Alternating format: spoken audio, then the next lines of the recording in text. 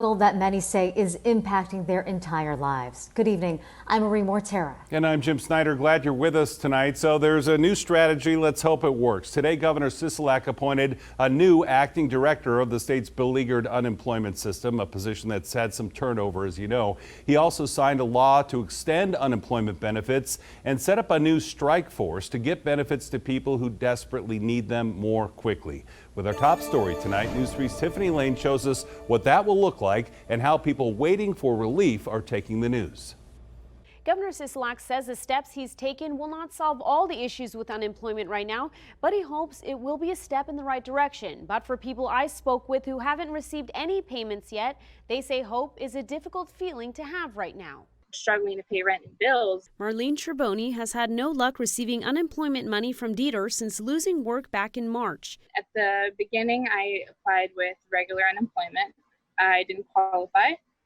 So then in May, pandemic unemployment started. That didn't get her anywhere either. Thursday, Governor Sisolak signed a bill to speed up the process and extend additional benefits through the economic crisis. He also announced the new rapid response team on unemployment insurance led by Barbara Buckley. She has already started and is consulting with private and public sector experts on improving business processes within Dieter and potential information technology and policy solutions to reduce the backlog.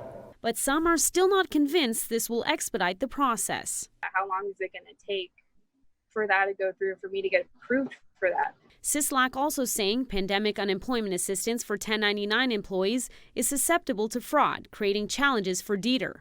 But attorney Mark Thierman, who's heading up the lawsuit against Dieter, says holding up the money from thousands during the investigation is harming those who end up not being fraudulent. Okay, they're bad people, lock them up. But you're not going to hold up everybody's stuff beforehand. On the same day of the governor's announcements, many PUA applicants received this letter, disqualifying them from PUA assistance. Now, the PUA UI conundrum is very simple. You get a letter that says, congratulations, you are not eligible for PUA, Pandemic Unemployment Assistance Program, but you are eligible for regular UI, unemployment insurance. Same amount of money, but we're not going to pay you the unemployment insurance because that you have to reapply. And even when you reapply, we're not going to give it to you because you're really not eligible.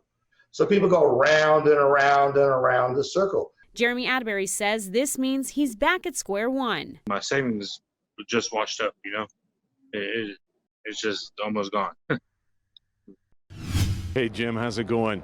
Clark County election officials say this will not be their first vote by mail rodeo by a long shot, but the November general election coming up on November 3rd is a slightly larger animal. That's why they're very happy they had a chance to use the June primary to do some troubleshooting.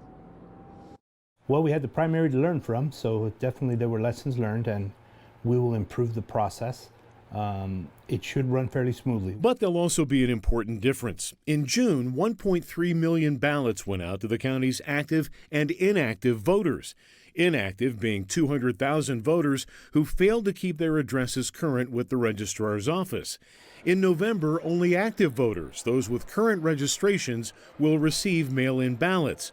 Once returned, they go into the system. For the ballots that come in, we have to verify the identity of every single voter.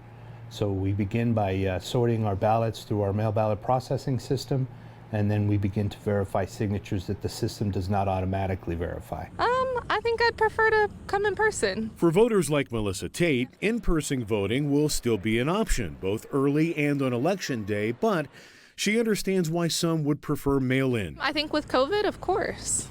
There's a concern with health risks. But what happens if somebody tries to do both? Elections officials say safeguards are in place. If the system records somebody's mail-in ballot and they try to vote in person later, they'll already be locked out at the polling location as somebody who's already cast a ballot. Conversely, if their mail-in ballot is received after their in-person vote is logged into the system, elections officials say the mail-in ballot won't even be opened. Well, with the verification of the vote, we have to balance our checkbook, and we do that every day during early voting. By looking at the number of people that showed up in a registration system that were signed in, and then the number of people who actually cast ballots that we tallied in tabulation.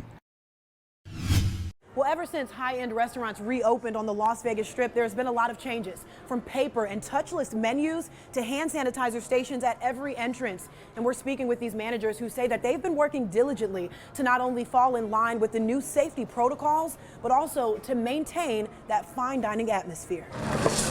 Inside the Forum Shops at Caesars, they're Sushi Roku, priding themselves on fresh fish, top-notch dishes, and tasty cocktails.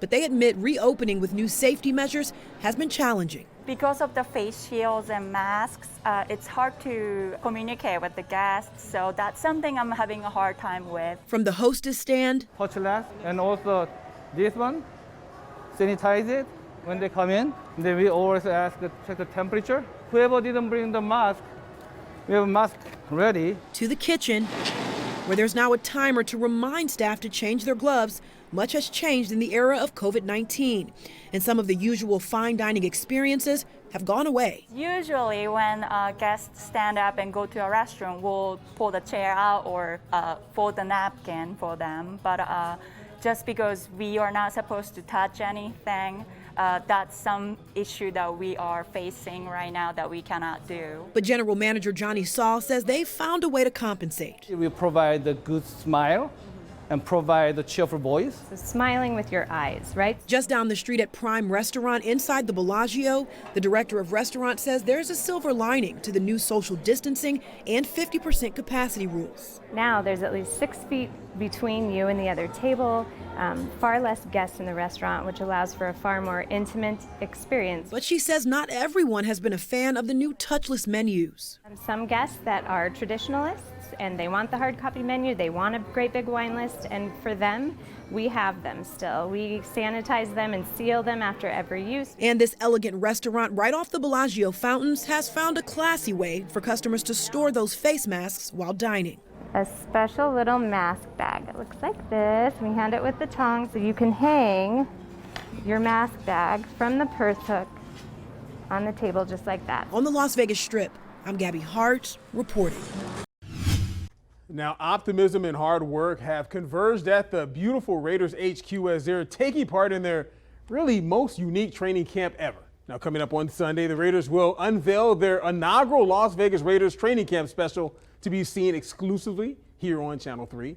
Now, here's a portion of that show, another exclusive with General Manager Mike Mayock, who had lots to say about how good their top pick, HR3, Henry Ruggs III, is looking thus far in camp.